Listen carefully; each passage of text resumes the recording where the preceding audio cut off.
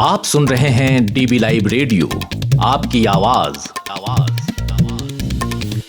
26 नवंबर 2008 को मुंबई में हुए आतंकी हमलों के अभियुक्त तहव्वुर राणा को अमेरिका से भारत लाया गया है।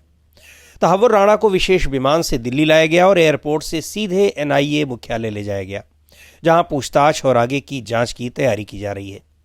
इस बीच कांग्रेस नेता पी चिदम्बरम ने कहा है कि तहव्वुर राणा का प्रत्यर्पण यूपीए सरकार की कूटनीति का नतीजा है, जिसका श्रेय मोदी सरकार ले रही है। एक रिपोर्ट के साथ हैं आराधना। अमेरिकी अदालत में तहव्वुर राणा की अर्जी खारिज होने के बाद बुधवार को एनआईए और रॉ की एक टीम राणा को अमेरिका से लेकर रवाना हुई थी। तहव्वुर राणा को विशेष विमान से अमेरिका से दिल्ली लाया गया और एयरपोर्ट से सीधे एनआईए के मुख्यालय ले जाया गया, जहां आगे की पूछताछ की जाएगी। बताया जा रहा है कि दिल्ली की तिहाड़ जेल में उन्हें हाई सिक्योरिटी वार्ड में रखा जाएगा, जिसके लिए जेल प्रशासन ने जरूरी इंतजाम पूरे कर लिए हैं। 64 वर्षीय तहव्वुर राणा पाकिस्तानी मूल का कनाडाई नागरिक है। राणा 2008 के मुंबई में हुए आतंकवादी हमलों के मुख्य साजिशकर्ताओं में से एक अमेरिकी नागरिक डेविड कोलमैन हेडली का करीबी है। एनआईए ने तहव्वुर राणा को दिल्ली एयरपोर्ट से एनआईए हेडक्वार्टर तक ले जाने के लिए फुल प्रूफ सुरक्षा इंतजाम किए थे। जगह जगह बैरिकेडिंग लगाई गई थी और कमांडो तैनात किए गए थे। तहव्वुर राणा के प्रत्यर्पण को एक बड़ी उपलब्धि के तौर पर देखा जा रहा है। जम्मू कश्मीर के डीजीपी रह चुके एसपी वैद कहते हैं, समझता हूँ तहव्वुर राणा का भारत में लाना एक बहुत बड़ी उपलब्धि है भारत सरकार की, भारत की एजेंसियों की। पिछले 17 साल से कोशिश हो रही थी। ये अटैक 26/11 का 2008 में हुआ था और आज 2025 है। आप जानते हैं कितना मुश्किल होता है दूसरे देश से किसी को पकड़ कर लाना। जो इसने कॉन्स्पिरेसी में हिस्सा लिया डेविड कोलमैन हेडली के साथ, जो पाकिस्तान की डीप स्टेट आईएसआई ने इस के थ्रू यहाँ सारा कांड किया, उसमें 165 लोग मारे गए थे। तो उसके लिए इसको अकाउंटेबल बनाना बहुत जरूरी है और बहुत सारी कड़ियां हैं जिनको जोड़ना जरूरी है। तो इससे बहुत सारे पोल खुलेंगे जो पाकिस्तान की डीप स्टेट ने, आईएसआई ने ये सारा कांड किया, उसके लिए इन सब लोगों को अकाउंटेबल बनाना बहुत जरूरी है। केंद्र सरकार ने मुंबई हमलों के अभियुक्त तहव्वुर राणा के खिलाफ एडवोकेट नरेंद्र मान को राष्ट्रीय जांच एजेंसी यानी एनआईए का स्पेशल पब्लिक प्रोसिक्यूटर नियुक्त किया है।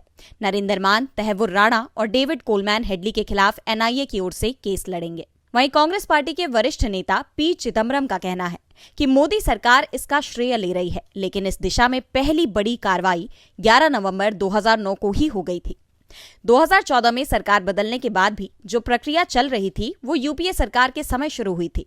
कांग्रेस के वरिष्ठ नेता पृथ्वीराज चौहान कहते हैं, एक बड़ी अच्छी बात है, तहव्वुर हुसैन राणा को वापस लाया गया है, उसको तिहाड़ जेल में रखा गया है, उस पर पूरी कानूनी कार्रवाई होगी, मुकदमा चलेगा और कानून के मुताबिक उसको सजा मिलेगी। इन दोनों जो सूत्रधार थे, जो मास्टरमाइंड थे, तहव्वुर हुसैन राणा और डेविड कोलमैन हेडली, इन दोनों के नाम मुंबई पुलिस ने अमेरिकी सरकार को 2008-9 के बाद, जब ये हादसा हुआ था, उसके बाद जांच करके इन दोनों के नाम दिए थे कि ये मास्टरमाइंड है, ये कंट्रोल रूम चला रहे थे, पूरी ट्रेनिंग दे रहे थे, सब कुछ कंट्रोल कर रहे थे। ये दोनों अमेरिका में थे, कैनेडियन सिटीजन थे।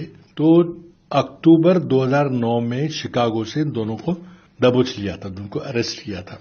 उसके बाद मुकदमा अमेरिका में चल रहा है, कानूनी कार्रवाई चल रही है, भारत ने पूरे सबूत पेश किए हैं, अपने वकील गए हैं, लेकिन इसके चलते राणा को एक डेनमार्क के एक अखबार के दफ्तर में हमला करने के आरोप में भी उसके ऊपर वो भी एक आरोप लगा है।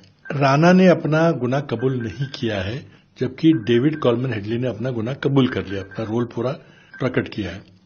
भारत लंबे समय से तहव्वुर राणा के प्रत्यर्पण की मांग कर रहा था। अमेरिकी राष्ट्रपति डोनाल्ड ट्रंप ने पहले ही ये ऐलान कर दिया था कि राणा को भारत प्रत्यर्पित किया जाएगा। हालांकि राणा ने इसके लिए अदालतों में अपील की, लेकिन अपील खारिज हो गई।